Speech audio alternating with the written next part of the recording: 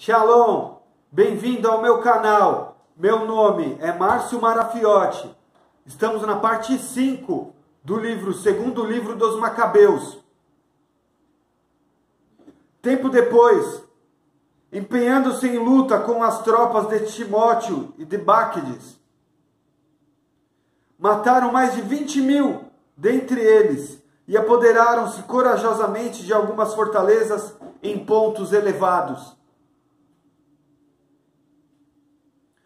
Quanto aos abundantes despojos, dividiram-no em duas partes iguais, uma para eles mesmos e outra para as vítimas da perseguição, para os órfãos, para as viúvas e também para os anciãos.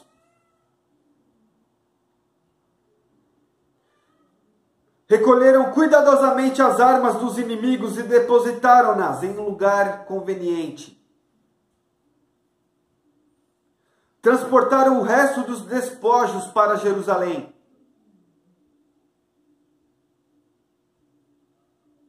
Mataram também o comandante dos homens de Timóteo, homem extremamente perverso, que causara muito mal aos Yahudins.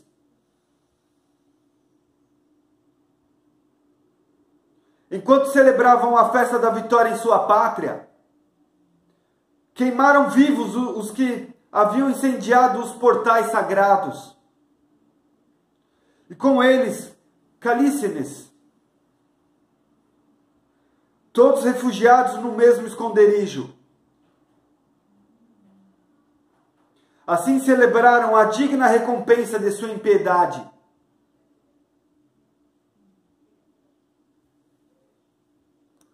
O malvado Nicanor, que trouxera os 1.000 comerciantes para lhes vender os Yahudins, viu-se humilhado, graças ao socorro de Adonai, por aqueles que julgara desprezíveis.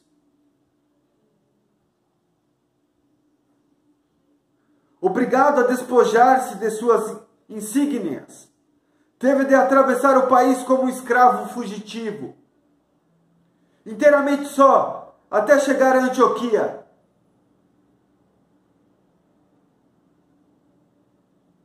E ainda podia dar-se por muito bem-sucedido em vista da destruição de seu exército.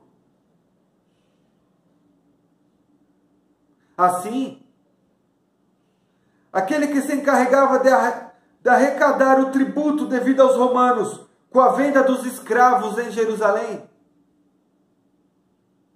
começou a proclamar que os Yahudins tinham um defensor e que eram invencíveis precisamente pelo fato de obedecerem às leis prescritas por esse defensor.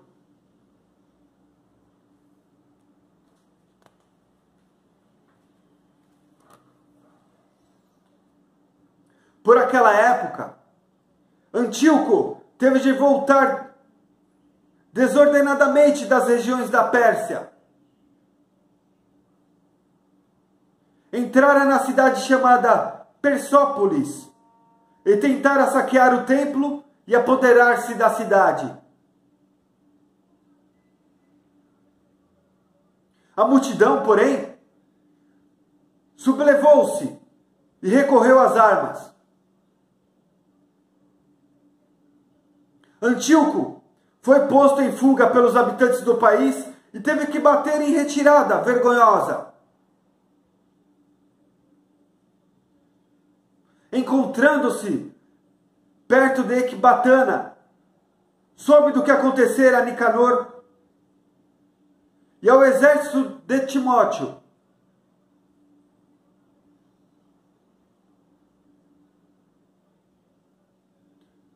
Transtornado pela ira, pensou em vingar nos Yahudins a injúria dos que o tinham obrigado a fugir. Ordenou, por isso, ao cocheiro que tocasse o carro sem interrupção, para apressar a viagem. Era o julgamento do céu que o impelia, pois disseram em seu orgulho: logo que eu chegar, farei de Jerusalém a vala comum dos Yahudins. Foi quando Adonai, que tudo vê, o Deus de Israel, atingiu-o com um mal incurável e invisível. Apenas proferir aquelas palavras, foi atacado de intolerável dor nas entranhas e tormentos atrozes no ventre.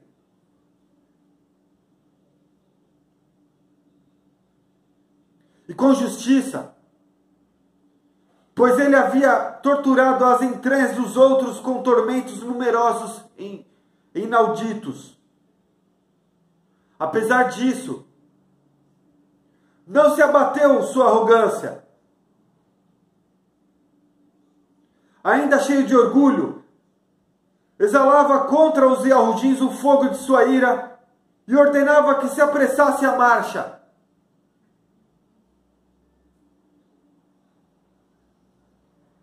Subitamente, caiu da carruagem que rodava em grande velocidade. Com a violência da queda, todos os membros de seu corpo foram afetados. E ele que pouco antes, em sua jactância sobre-humana, se considerava senhor das ondas do mar e se imaginava pesando na balança os sinos das montanhas, viu-se estendido por terra e depois transportado em maca, tornando evidente a todos o poder de Deus.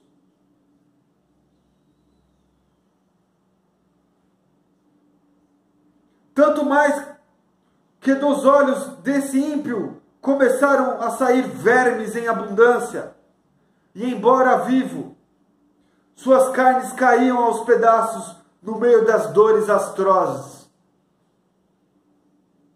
O cheiro de podridão que dele se desprendia causava náusea ao exército.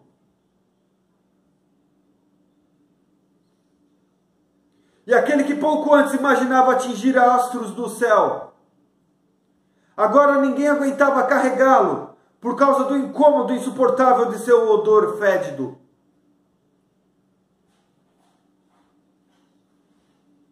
Ali mesmo, profundamente abatido, começou a perder seu imenso orgulho e a voltar-se para o conhecimento da realidade. Impelido pelos golpes do castigo divino que, a cada instante, lhe aumentava as dores.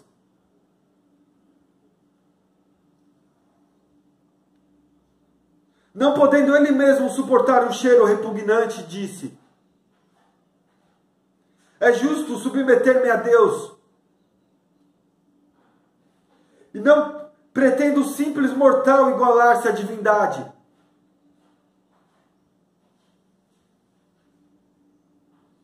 Orava, pois, o celerado aquele soberano, que não mais iria ter compaixão dele.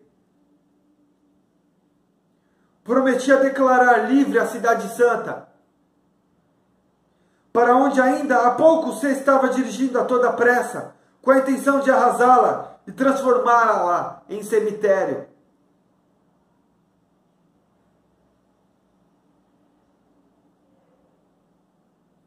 Tornaria iguais aos atenienses todos os Yahudins, que ele antes considerava indignos de sepultura e merecedores, ao contrário, de serem expostos às aves de rapina e atirados com seus filhinhos às feras.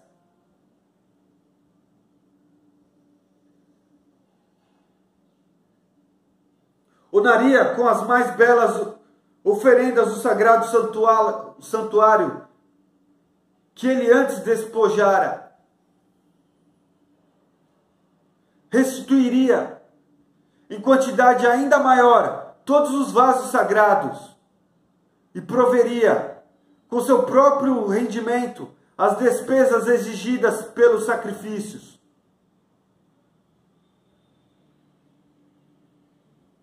Além disso, ele mesmo se tornaria Yahudim e percorreria todos os lugares habitados, proclamando o poder de Deus.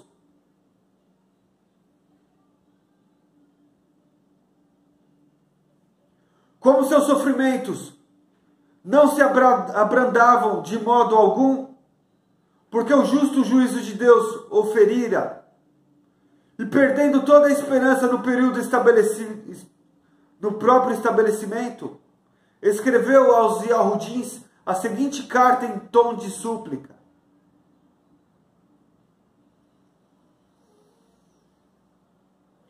aos devotados cidadãos Yahudins, Antíoco, rei general supremo,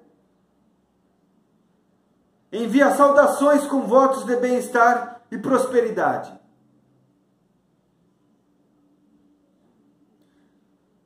Se vós e vossos filhos vos sentes bem, se vossos negócios prosperam conforme vosso desejo, dou copiosa graça a Deus, depositando no céu minha esperança.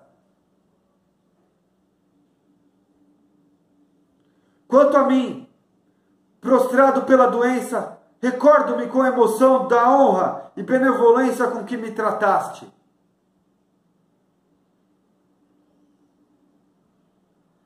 Ao voltar das regiões da Pérsia, acometido por cruel enfermidade, julguei necessário preocupar-me com a comum segurança de todos.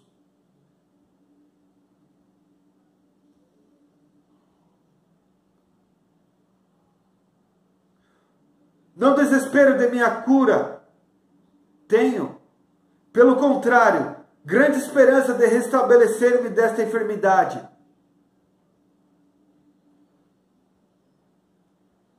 Considerei, todavia, que meu pai, sempre que se dirigia com o seu exército para as províncias do Planalto, designava seu futuro sucessor, a fim de que, em caso de acontecimento funesto ou de notícias desagradáveis, os habitantes do país não se perturbassem, pois já estavam cientes de quem assumiria a frente dos negócios.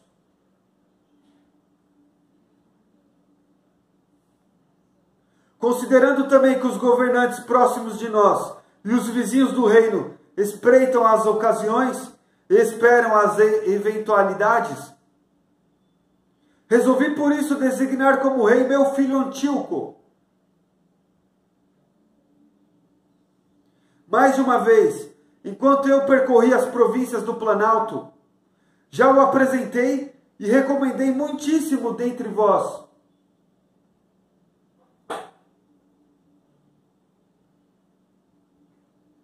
Escrevi-lhe nesse sentido a carta abaixo transcrita.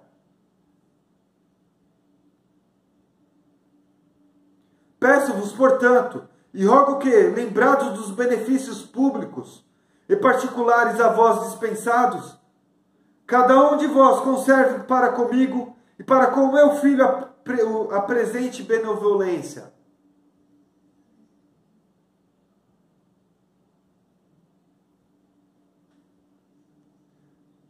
Estou persuadido de que ele, seguindo fielmente minhas instruções, vos tratará com afável brandura e humanidade.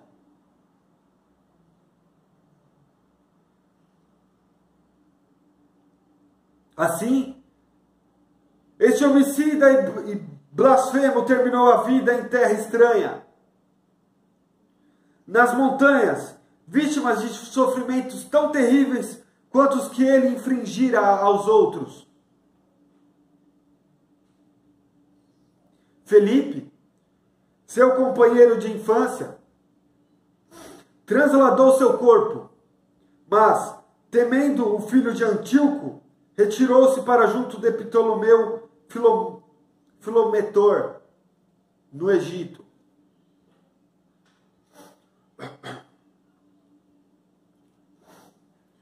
O Macabeu e seus companheiros, guiados por Adonai, retomaram o templo e a cidade. Destruíram os altares que os estrangeiros tinham erguido nas praças públicas, como também seus oratórios.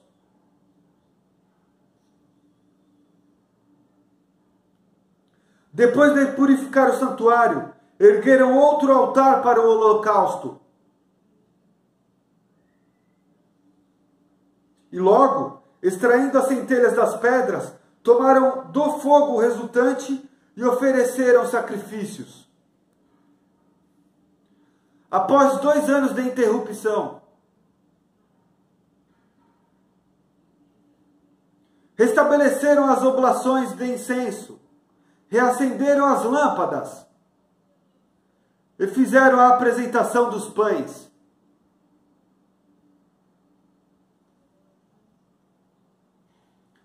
Feito isto, prostraram-se por terra e suplicaram a Adonai que não mais os deixassem cair em tais desgraças.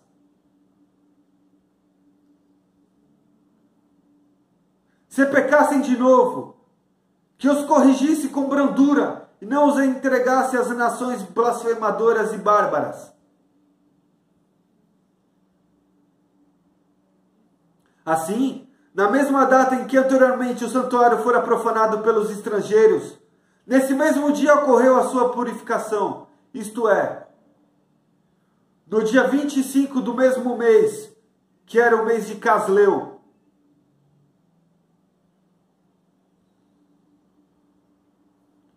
Durante 8 dias celebraram alegremente uma festa semelhante à das tendas. Lembrando-se de que, pouco antes, por ocasião da própria festa das tendas, ainda se encontravam nas montanhas e nas cavernas como animais selvagens.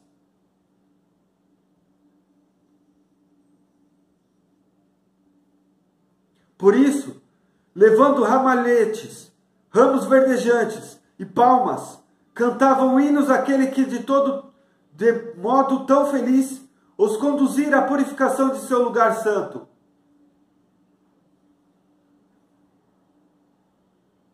Depois, medindo decisão confirmada por edito público, prescreveram a toda a nação dos Yahudins que celebrassem anualmente esses dias.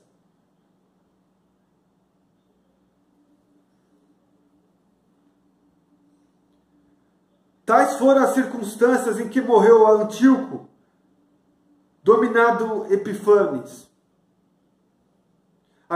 Vamos agora descrever os fatos concernentes a Antíoco Eupator, filho desse ímpio, relatando abreviadamente as desgraças causadas por suas guerras.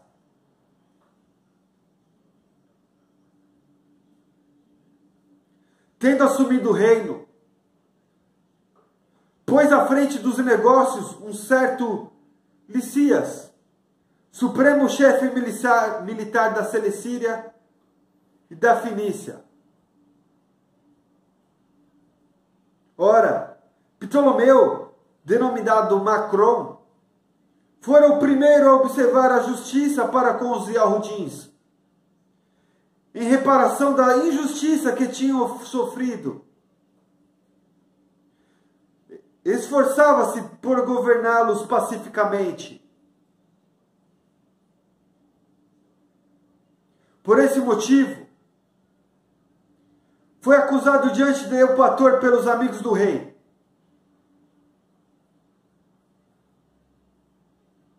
Via-se também, a cada instante, chamado de traidor, pelo fato de ter abandonado Chipre, que lhe fora confiada por Filometor, e por se ter aliado a Antíoco Epifanes.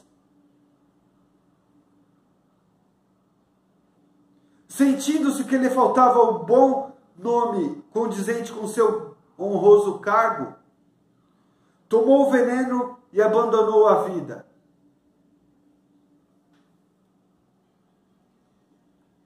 Tendo se tornado chefe militar daquelas regiões, Gorgias mantinha tropas mercenárias e aproveitava-se de todas as ocasiões para guerrear os Yahudins. também os idumeus, senhores das fortalezas bem sitiadas. Importunavam os Yahudins e procuravam manter o estado de guerra, acolhendo os proscritos de Jerusalém.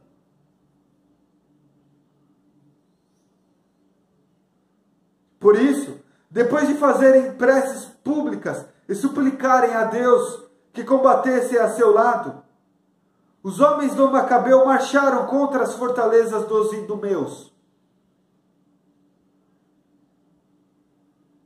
Atacaram-nas vigorosamente. Apoderaram-se daquelas posições. Repeliram todos os que combatiam nas muralhas e massacraram quantos caíam em suas mãos.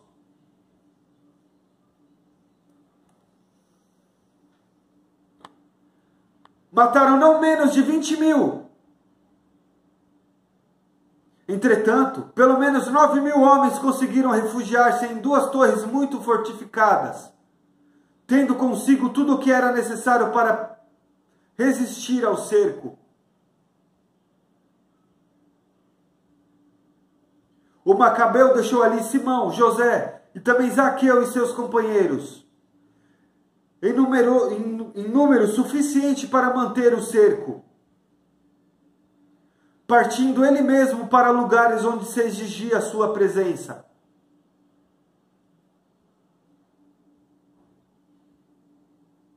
Mas os homens de Simão, movidos pela ganância, deixaram subornar-se a peso de dinheiro por alguns dos que estavam nas torres. Receberam 70.000 dracmas e permitiram que certo número deles escapasse.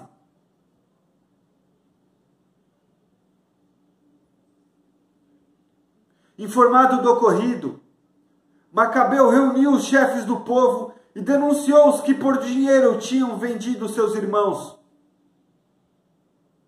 deixando livres os inimigos que iriam depois lutar contra eles.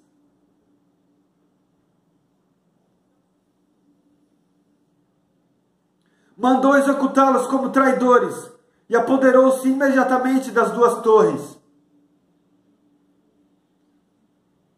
Bem-sucedido em todos os seus empreendimentos militares, exterminou nas 2 fortalezas mais de 20.000 pessoas. Para você ver o final desse vídeo, assista a parte 6. Deixe seu like, se inscreva no meu canal. Encontro vocês no meu próximo vídeo. Shalom!